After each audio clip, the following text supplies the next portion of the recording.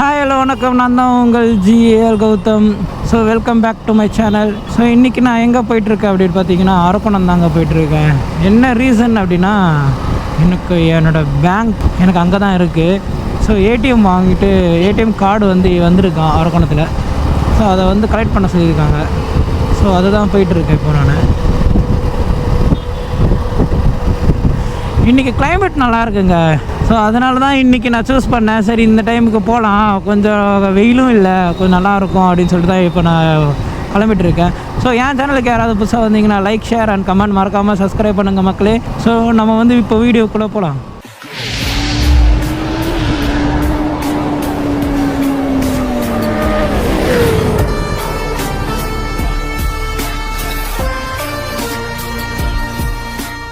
ஒரு விஷயத்தை நோட் பண்ணாங்க என்னோடய அக்கிராலேருந்து. இப்போ நான் டாப் பாக்ஸ் ஃபிட் பண்ணியிருக்கேன். இந்த டாப் பாக்ஸ் ஃபிட் பண்ணும்போது தான் நம்ம கைவிட்டு ஓட்டினா வண்டி வாபல் ஆகுது.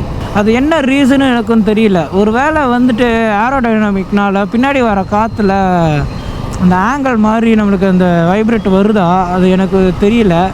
ஆனால் சில வண்டிக்கெல்லாம் வரல, ஆனால் என் வண்டிக்கு அந்த மாதிரி வருது. அது என்ன ரீசனு எனக்கு தெரியல. உங்களுக்கும் அதே மாதிரி ஏதாவது எக்ஸ்பீரியன்ஸ் இருந்துச்சுன்னா எனக்கு கீழே கமெண்ட் பண்ணுங்கள். ஆமாங்க, நான் இந்த வாட்டி என்னோடய ஹெல்மெட்டை நான் ரிவ்யூ பண்ணியிருக்கேன். ஸோ உங்களுக்கு யாராவது அதே ஹெல்மெட் வாங்கலாம், இல்லை அதை விட இன்னும் கொஞ்சம் அட்வான்ஸ் மாடல் ஏதாவது வாங்கலாம் அப்படின்னு பார்த்தீங்கன்னா தாராளமாக வாங்குங்க. ஸோ வாங்குறதுக்கு முன்னாடி நான் சொன்னதெல்லாம் மறக்காமல் செக் பண்ணிவிட்டு வாங்க. அந்த வீடியோ மேலே ஐக்கானில் கொடுக்குறேன். ஸோ கிளிக் பண்ணி பாருங்கள். ஸோ என்னடா கௌதம், நீ இப்போ ட்ராவலே போகிறதில்ல அப்படின்னு கேட்டிங்கன்னா, அது எல்லார் வீட்லேயும் நடக்கிற ஒரே ஒரு விஷயந்தான், பயம். அது எங்கள் வீட்டில் இப்போ அதிகமாக இருக்குது. அதனால் வேறு நிறைய இப்போ இந்த டிடிஎஃப் வாசன் வேறு ஃபோன் பேசிட்டு போனதுக்கே இப்போ போலீஸ் பிடிக்க ஆரம்பிச்சிட்டாங்க. லவுட் எக்ஸாஸ்ட் வச்சதுக்கு போலீஸ் பிடிக்க ஆரம்பிக்கிறாங்க. ஸோ இந்த மாதிரி ஒரு மோட்டோ லாகிங் பண்ணுறதுக்கே இப்போ ஒரு பயம் வருது அப்படின்னா, அப்போ அவங்க என்ன தான் எதிர்பார்க்குறாங்க? இப்போ நம்ம நார்மலாக போகணும், நல்லா கரெக்டாக அவங்க சொல்கிற வழியில் நம்மளும் போகணும் அப்படின்னு நினைக்கிறீங்கன்னா, நான் போலீஸ் தப்பு சொல்லலை. ஸோ தப்புலாம் சிலது இருக்குது.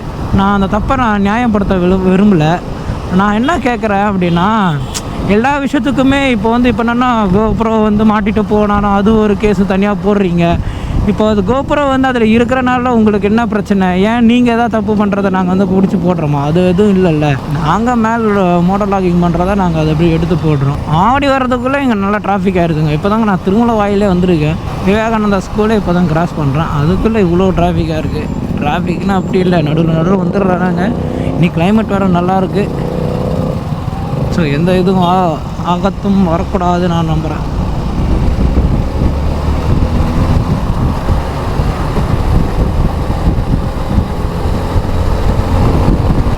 எனக்கு தெரிஞ்சு நான் அடுத்த ட்ராவல் லாக் பண்ணுறது எனக்கு ஒரு 2 மாதம் ஆகும்னு நினைக்கிறேன். என் மைண்டு மழை வரப்போகுதுன்னு நினைக்கிறேங்க. லைட்டாக ரிசல்ட்டிங் ஆகுது. மழை ரொம்ப வர்றதுக்கு முன்னாடி நம்ம அப்படியே சேர்ந்துட்டோன்னா நம்மளுக்கு நல்லதாக இருக்கும். நல்ல வேலை நான் டாப் பாக்ஸ் எடுத்துகிட்டு வந்துட்டேன். அப்படி இல்லைனா வச்சுக்கோங்க, கோப்ரோ, மொபைலு, பர்ஸ் எல்லாத்தையும் நனைஞ்சிரும்.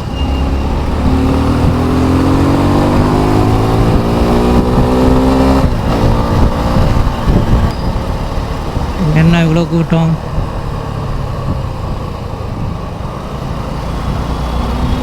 இந்த ஸ்விக்கி இருக்காங்கல்ல, நான் இந்த 1 வீக் எப்படி இருக்குன்னு நான் சும்மா ட்ரையல் மாதிரி நான் ஒரு வாட்டி ட்ரைவ் பண்ண பார்த்தீங்களா, அந்த 1 வீக்குக்கான காசு கூட அவங்க தரலைங்க. இப்படி ஒருத்தரை ஏமாற்றுவாங்கன்னு நான் நினச்சி பார்க்கல இந்த ஸ்விக்கி கிட்டேருந்து.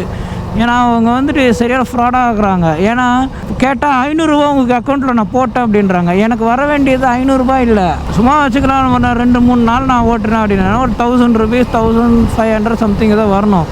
ஆனால் அவங்க என்ன பண்ணியிருக்காங்க, அந்த காசெல்லாம் அவங்க தரவே இல்லை. வெறும் 500 ரூபா கொடுத்துட்டு இதுதான் அவங்க அமௌண்ட்டுன்றாங்க. நான் இப்போ கஸ்டமர் கேருக்கு ஃபோன் பண்ணி நான் இதை இன்ஃபார்ம் பண்ணுறேன். எனக்கு கரெக்டான ரீசன் கொடுங்க.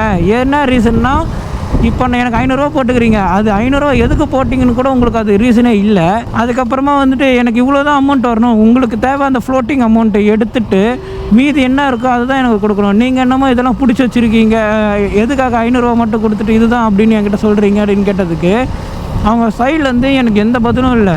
நான் அவங்க என்ன சொல்கிறாங்க, கொஞ்சம் வெயிட் பண்ணுங்கள், நான் இங்கே மெயில் அனுப்பியிருக்கேன், அந்த மெயிலில் எனக்கு வெயிட் பண்ணுங்கள், எனக்கு மெயில் வரும், அந்த மெயில் வர்றதுக்கே 1 வீக் ஆகிடும் அப்படின்றாங்க. நான் என்ன கேட்குறேன்னா, ஒரு மெயில் வர்றதுக்கு ஈஸியாக கம்யூனிகேஷன் பண்ணுறதுக்கு தான் மெயிலை கண்டுபிடிச்சாங்க. ஆனால் அந்த மெயில் வர்றதுக்கே உங்களுக்கு வந்துட்டு 1 வீக் ஆகும் அப்படின்றீங்கன்னா, அப்போ எந்த அளவுக்கு நீங்கள் கேவலமாக ஒரு சர்வீஸ் பண்ணுறீங்க. ஃபஸ்ட்டு நீங்கள் உங்கள் கீழே ஒர்க் பண்ணுற அந்த ஒர்க்கர்ஸ்க்கு ஒரு மரியாதை கொடுத்து அந்த மரியாதைக்கு ஏற்ற மாதிரி அவங்கள ட்ரீட் பண்ணுங்கள்.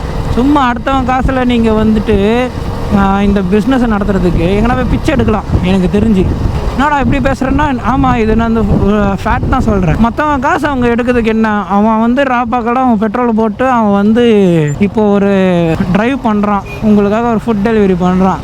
நீங்கள் அந்த நேரத்தில் சேம் டைமில் 2 ஆர்டர்லாம் கொடுக்குறீங்க. ஸோ அதுவும் நாங்கள் பண்ணுறோம். ஆனால் நீங்கள் காசு தரத்துக்கு இதுக்கு இவ்வளோ யோசிக்கிறீங்க, எனக்கு ஒன்றும் புரியலையே. என்ன உங்கள் காசாக நாங்கள் கேட்குறோம், வேலை செஞ்ச காசை நீங்கள் தர போகிறீங்க, அதை ஏன் தராமல் இருக்கீங்க, அதையும் நீங்கள் தர மாட்டேங்கிறீங்க.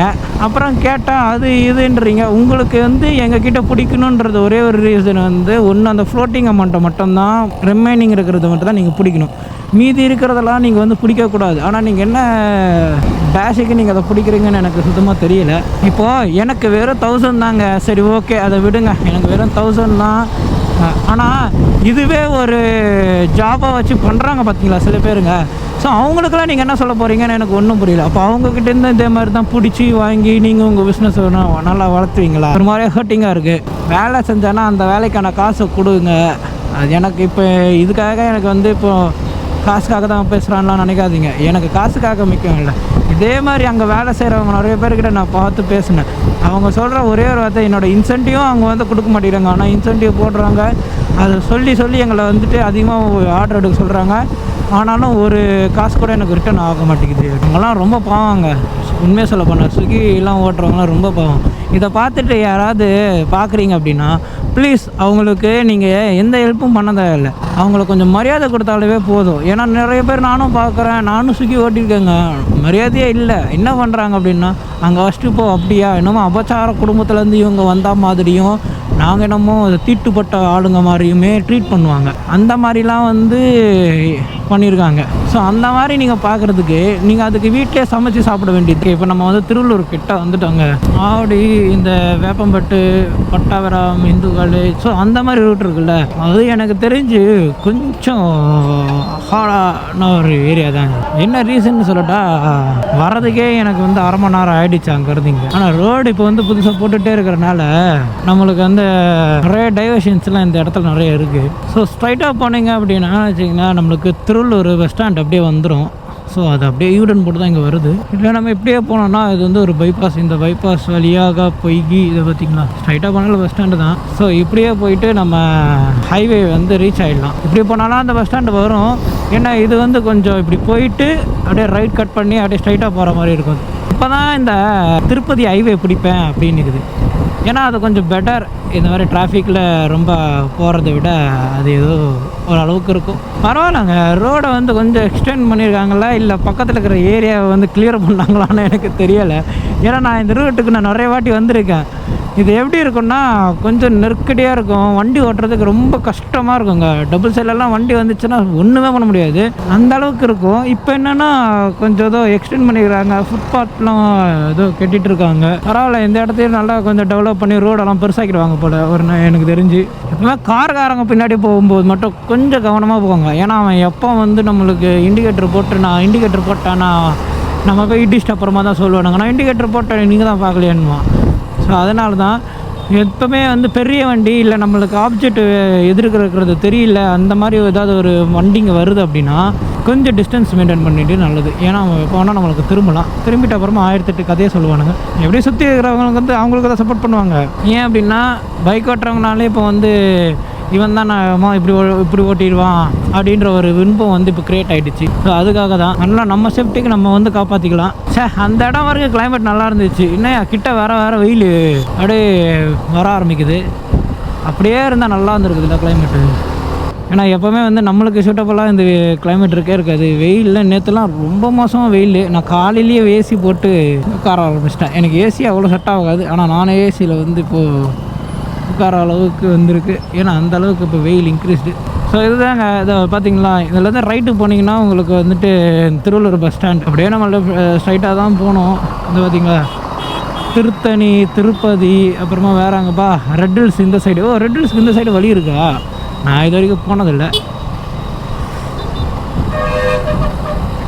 ஒரு நாள் போய் பார்க்கலாம்.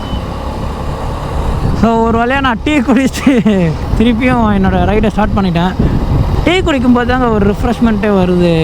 சம்டைம்ஸ் பார்த்திங்கன்னா நம்மளுக்கு நம்ம மட்டும் சோலோ ட்ரைவாக போவோமா, பேச்சு துணைக்கு யாரும் இருக்க மாட்டாங்க, கொஞ்சம் ஒரு எப்படின்னு சொல்கிறது நல்லா தான் இருக்கும். ஆனால் என்ன போர் அடிக்கிற மாதிரி ஒரு ஃபீல் ஆகும். அந்த டைமில் வந்துட்டு நம்ம ஒரு டீ குடிச்சிட்டு கொஞ்சம் ரிலாக்ஸ் பண்ணிட்டு திருப்பி வண்டி ஓட்டும் போது புதுசாக இருக்கும். அது ஒரு ரிஃப்ரெஷ்மெண்ட் தான். ஸோ இதே மாதிரி யாருன்னா வந்து ரைடு போகும்போது ரொம்ப டீ அதிகமாக ட்ராவல் அப்போ குடிக்கிறவங்கள வந்து கீழே கமெண்ட் பண்ணுங்க. ஏன்னா நான் அந்த மாதிரி தான், நான் நிறைய டீ குடிப்பேன். ஸோ ஒரு வேளை நம்ம அந்த ஹைவே தொட்டாச்சு. லாரி அங்கே போனாலும் இங்கே வந்து காற்று அடிக்கிறது இல்லை, அந்த கல்லுகள் எல்லாம் அடிக்குது பார்த்தீங்களா. அப்போ எனக்கு என்ன ஒரு பயம் வரும்னா, லென்ஸு, இந்த வண்டியோட இந்த டூம் லைட்டு, ஃப்ரேம்லாம் ஸ்க்ராச்சஸ் ஆகிடுமோன்னு ஒரு பயம் இருக்கும். பரவாயில்ல, இன்றைக்கி வெயில் இல்லைனாலும் ஆனாலும் அந்த ஹீட்டு தெரியுது. நான் வேறு இன்றைக்கி பிளாக் கலர் வேறு போட்டிருக்கேனா, கொஞ்சம் ஹீட்டு ஓவராக தான் தெரியுது. நம்ம எவ்வளோ தூரம் போயிட்டு அந்த வேலையை முடிச்சு சீக்கிரமாக வீட்டுக்கு வரோமோ அதுதான் நல்லது. ஏன் அப்படின்னா, என்னோடய வீட்டுக்கு போயிட்டு நான் திருப்பியும் வந்து என்னோடய ஷோரூம், பைக் ஷோரூமுக்கு போகணும். ஏன் அப்படின்னா, என்னோடய சின்ன வண்டி அங்கே இருக்குது, இன்னொன்று ஒரு வண்டி சொல்லியிருந்தேன்ல, ஸோ அந்த வண்டி அங்கே இருக்குது. அதை வேறு போய் எடுத்துகிட்டு வரணும். சூப்பர், இந்த வண்டிக்கு நான் எவ்வளோ தான் பெட்ரோல் போட்டாலும் ஆகவே ஆகாது. அந்த மாதிரி ஒரு வண்டி. மைலேஜ் வேறு இப்போ என்னன்னு தெரிலங்க, ரொம்ப ட்ராப் ஆகுது. அதுக்கு என்ன பண்ணணுன்ட்டு எனக்கு தெரியல. யாராவது தெரிஞ்சிச்சுன்னா எனக்கு வந்து கமெண்ட் பண்ணுங்கள். நான் மெயின்டைன் பண்ணுற ஸ்பீடு பார்த்திங்கன்னா 180 இல்லைன்னா 75 தான் மெயின்டைன் பண்ணுவேன். ஏன் அப்படின்னா, ஒரே ஒரு ரீசன், நம்மளுக்கு பெட்ரோல் ஒன்று பார்க்கணும். ஏற்கனவே பெட்ரோல் என்ன தான் ஊற்றினாலும் நம்மளுக்கு அந்த மைலேஜ்ன்ற ஒரு விஷயம் சின்னதாக லேக் ஆகுது. இப்போ நான் சொன்னேன்ல, என்னோடய வண்டி ஃப்ரண்ட் வாபிள் ஆகுது பாருங்களேன், தெரியுதா உங்களுக்கு? அந்த வாபிளிங் மட்டும்தான் என்னன்னே தெரியல. ஒருவேளை டாப் பாக்ஸோட ஃபிட்டிங்க்கா இல்லை, அதுதான் எனக்கும் தெரியல. நீங்கள் பார்த்தாலே தெரியும். என்ன, அந்த திருவள்ளூர் வரைக்கும் கொஞ்சம் வார்மாக இருந்த இடம் இப்போ பார்த்திங்கன்னா ரொம்ப சில்லுன்னு காற்றடிக்குது. மழை வந்தால் நல்லது தான், மழை வரலையே அப்படின்னு ஒரு எண்ணம் இருக்குது. ஆனால் கிளைமேட்டு சூப்பராக இருக்குங்க, செம்ம கிளைமேட்டு.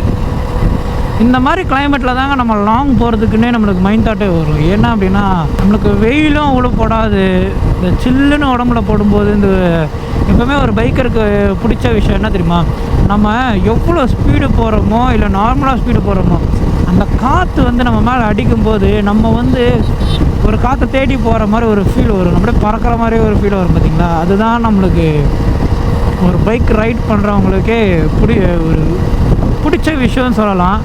எனக்கு அந்த மாதிரி ரொம்ப பிடிக்கும். நான் அந்த மாதிரி ட்ராவல் பண்ணும்போது இந்த காற்று அப்படியே அடிக்கும், அப்படியே சில்லுன்னு இருக்கும்போது செம்மையாக இருக்குது அப்படின்ற ஒரு ஃபீல் இருக்குது. எனக்கு தெரிஞ்சு ரிசலிங் ஆகுதுங்க. என்னோடய வைசர் ஃபுல்லாகவே பார்த்தீங்கனாலே தெரியும், அந்த புளியாக தெரியுது, ரிசலிங் ஆகுது. எனக்கு என்னென்னா, கோப்ரோ வந்து வாட்டர் ப்ரூஃப் நான் இன்னும் செட் பண்ணலை. அஃப்கோர்ஸ் நான் வந்து இப்போ என்னோடய லாகை கட் பண்ணுறேன். ஏன்னா ஏற்கனவே இங்கே ரிசலிங் அதிகமாகிடுச்சு, பார்த்தாலே தெரியும். ஐயோ, என்னால் ஒரு லாக் எடுக்க முடியலையே அப்படின்ட்டு. சரி, ஓகே, எதுக்கும் நம்ம ஸ்டாப் பண்ணி வச்சுக்கலாம். திரும்ப நான் வந்து ஒரே ஒரு தப்பை தான் பண்ணிகிட்டு இருக்கேன். அது என்ன அப்படின்னா, ஹெல்மெட்டை லாக் போடாமல் நான் பாட்டு வண்டி ஓட்டிகிட்டு இருக்கேங்க. பாதி தூரம் தாங்க நம்மளுக்கு வந்துட்டு மழை பெஞ்சதுக்கு. இப்போ நான் இந்த திருவிழாங்காடு வழியாக தான் உள்ளே வந்துட்டு இருக்கேன். ஸோ அந்த ரூட்டில் வரும்போது மழையே வரல பார்த்தீங்களா, அப்படியே க்ளீனாக இருக்குது. ஆனால் கிளைமேட் நல்லா இருக்குது. இங்கேயும் மழை பெய்யும், அதுக்குள்ளே நம்ம அரக்கோணம் ரீச் ஆகிடணும். இல்லைன்னா திருப்பியும் கோபுரம் கழட்டி பாக்ஸ்குள்ளே வைக்கிற மாதிரி தான் ஆகிடும். ஏன்னா எனக்கு அது வாட்டர் ப்ரூஃப் தான் தெரியும். பட் நான் வந்து போட்டுக்கிற கேஸ் வந்து வாட்டர் ப்ரூஃப் கேஸ் இல்லை. ஸோ கஷ்டப்பட்டு அவ்வளோ காசு கொடுத்துட்டு திருப்பியும் வாட்டர் டிஃபெக்ட்னு சொல்லிட்டு கொடுக்க முடியாது. இண்டிகேட்டர் போட்டுகிட்டே ஓட்டுறானுங்க. அது என்ன லாஜிக் இருக்குதுன்னு எனக்கு ஒன்றும் புரியலை. பார்த்தீங்களா, எனக்கு இந்த ரூட்டு கொஞ்சம் இரிட்டேட்டாக இருக்கிற ஒரே ஒரு விஷயம் என்னதுன்னா, இந்த ஸ்பீட் பிரேக்கர் தான். இந்த ஸ்பீட் பிரேக்கர் அங்கங்கே வந்து கடுப்பாகும் நம்மளுக்கு. வருங்களா, இங்கே மட்டுமா ஸ்பீட் பிரேக்கர் வரும் பாருங்க, அப்படியே தொடர்ந்து வந்துக்கினே இருக்கும் லைனாக. அதுவும் அந்த திருவிழாங்காட்டுக்குள்ளெல்லாம் நம்ம போயிட்டோன்னா சுத்தம் ஊருக்குள்ளே நிறைய ஸ்பீட் பிரேக்கர் இருக்குன்னு சொல்லுவாங்க. ஆனால் அதுக்குன்ட்டு இந்த ஊரே வந்து ஸ்பீட் பிரேக்கராக இருக்குன்னு நான் இந்த இடத்த தான் பார்த்து கற்றுக்கினேன்.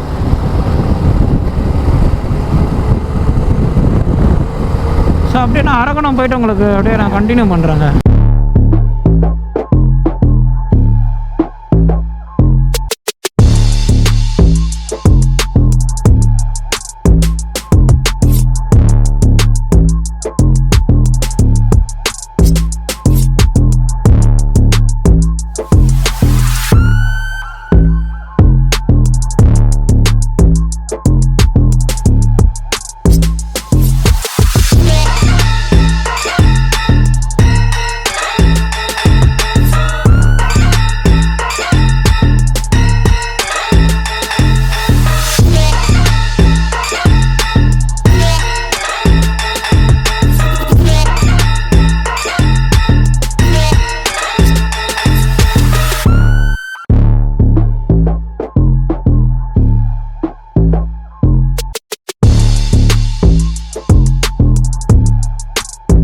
நான் வந்து அரக்கணம் வந்துட்டேன்.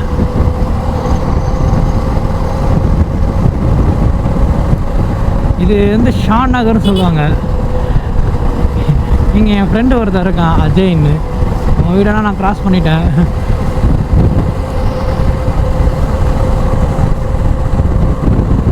எனக்கு இந்த ஏரியா வரும்போது இந்த பழைய மெமரிஸ் தான் எனக்கு ஞாபகம் வருது.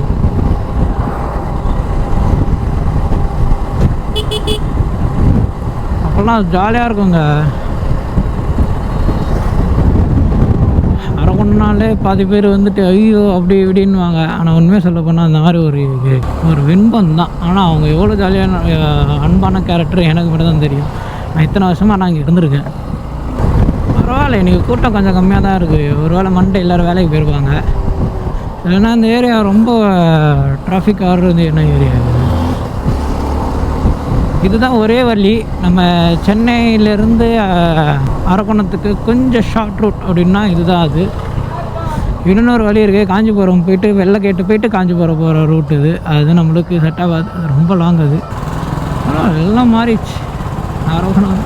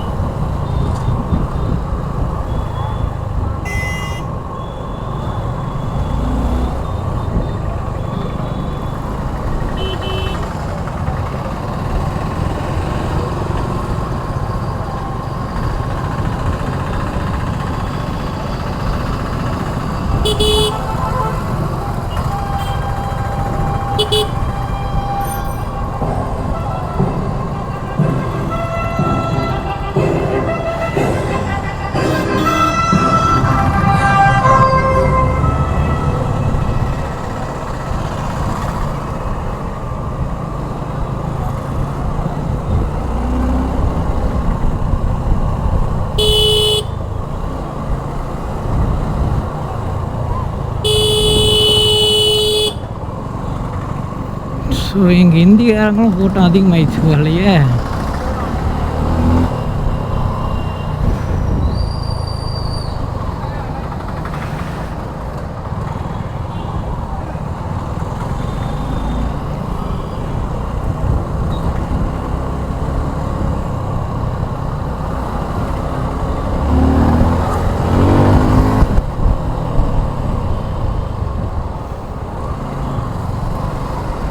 ஸோ இது வந்து சுவால்பட்.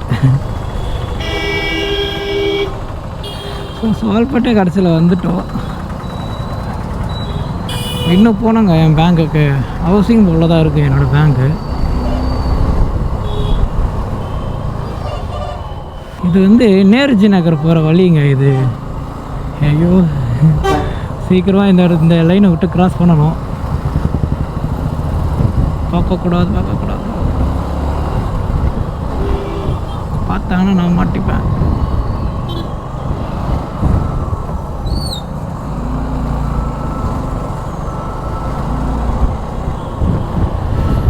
பார்க்கக்கூடாதுன்னு நான் அப்போ தான் கரெக்டாக இவனா அப்படின்றவார். ஏன்னா எங்கள் அப்பா அங்கே தாங்க இருக்கார்.